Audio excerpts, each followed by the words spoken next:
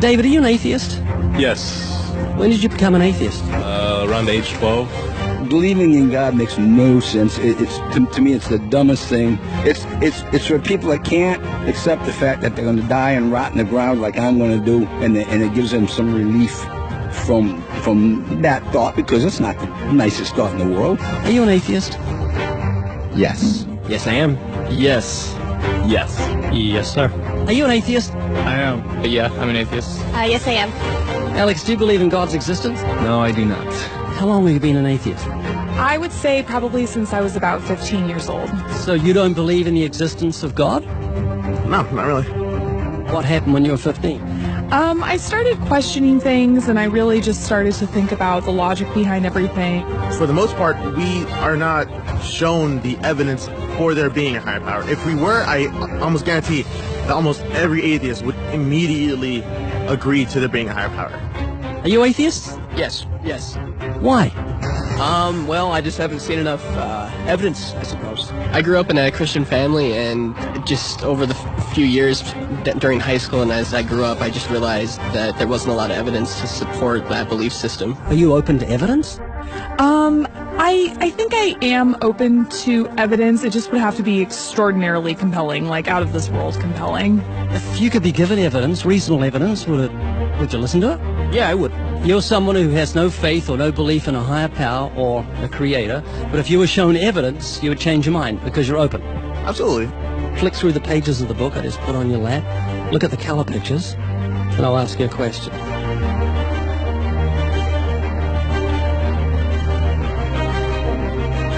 Do you believe that book could happen by accident, that nothing produced the color pictures in the book, that red, orange, yellow, green, blue, indigo, violet ink fell from the sky and formed itself into those beautiful pictures, and then black ink fell from the sky, or from nowhere, and formed itself into coherent words and sentences, capitals and periods and commas, making sense, page numbers fell from the sky, all in order, and then it bound itself and formed itself into a cover with artwork, and there we have a book.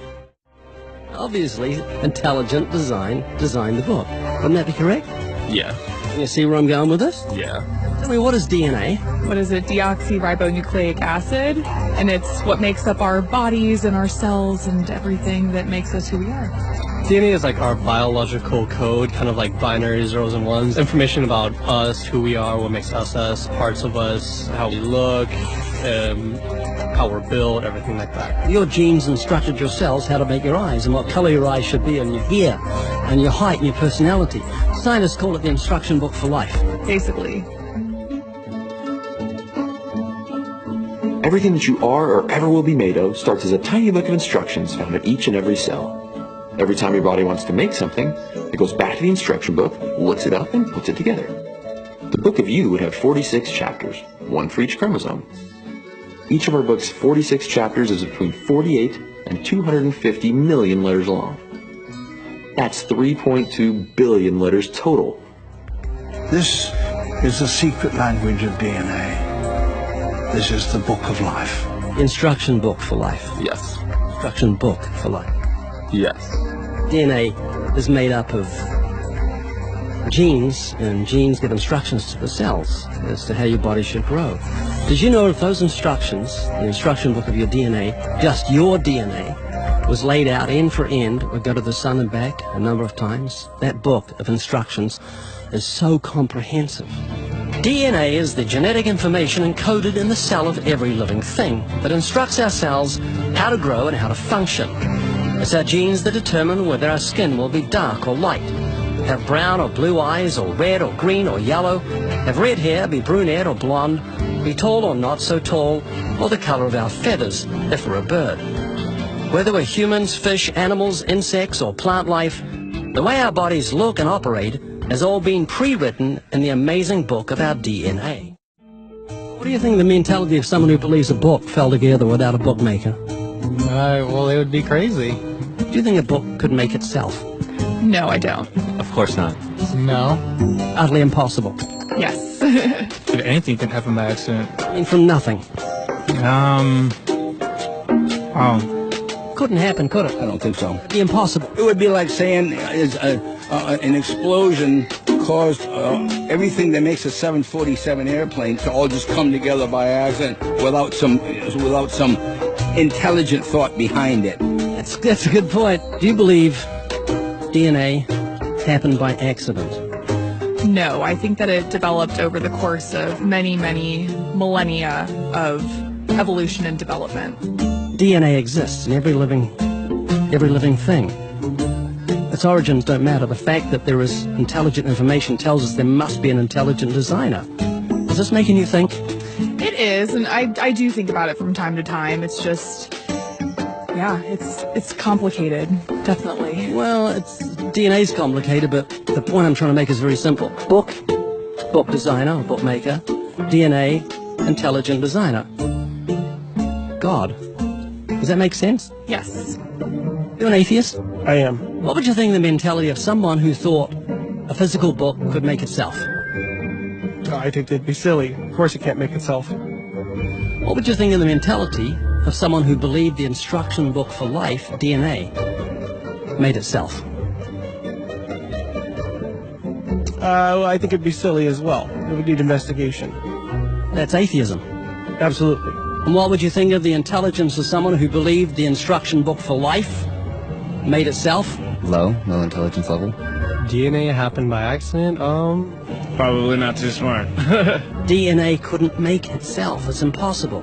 Does that make sense? Yes. Is this making you think?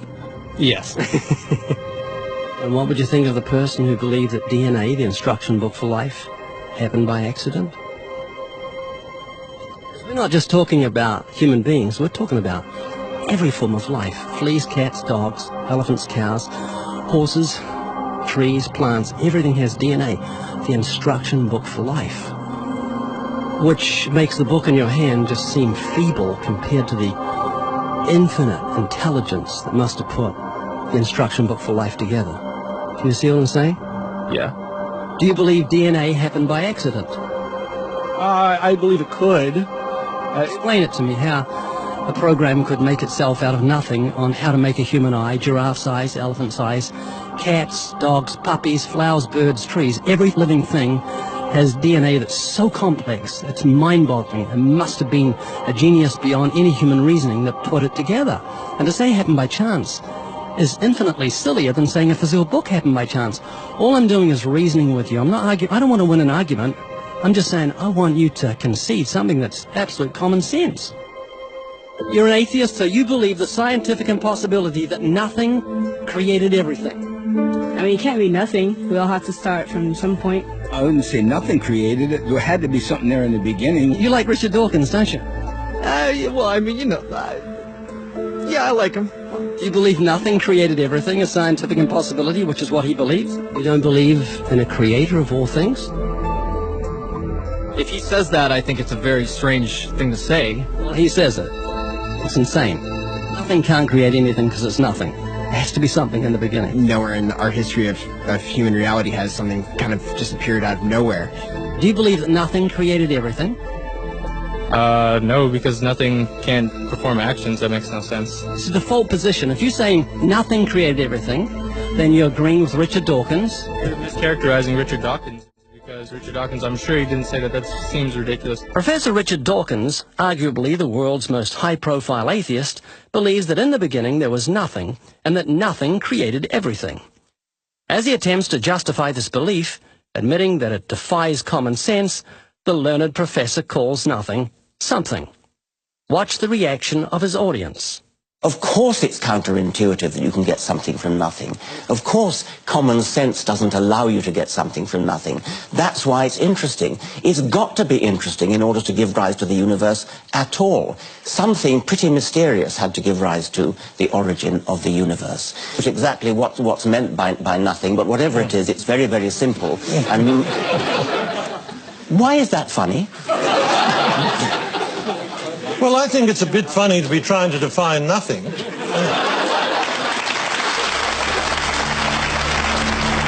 Richard Dawkins, I'm sure he didn't say that. That seems ridiculous.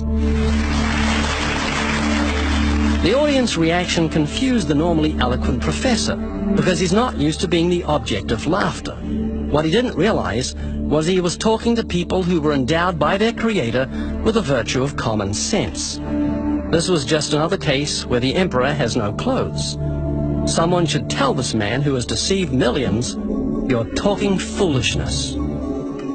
Is that what you believe? I mean, it can't be nothing. We all have to start from some point. But there has to be something that created everything. You just wasn't God. Is that what you're saying? Yeah. It's just evolution, how things became from one organism into many. But that doesn't solve your dilemma of the initial cause. There has to be an initial cause. If there was a big bang in space that from there issued cats and dogs and horses and cows, the sun, the moon, the stars, the seasons, and all this marvel of creation came from a big explosion, what caused the explosion, and where do the materials come from the explosion, and why is there such incredible order from the explosion? Every explosion I've heard of creates chaos, not order. That makes sense? Oh, yeah. This is what you're looking for if you were looking for truth. This is your information that you need to say, oh, that's logical. How could all this design from the atom to the universe, an incredible order, just happen by accident? Because an atheist actually believes nothing created everything, which is scientifically impossible. And I'm trying to say, Haley, I just want you to think. You're not just a blob of nothing that came from an explosion that created order, which is against nature. That means that you've got purpose and meaning in the universe. So it's not altogether bad news.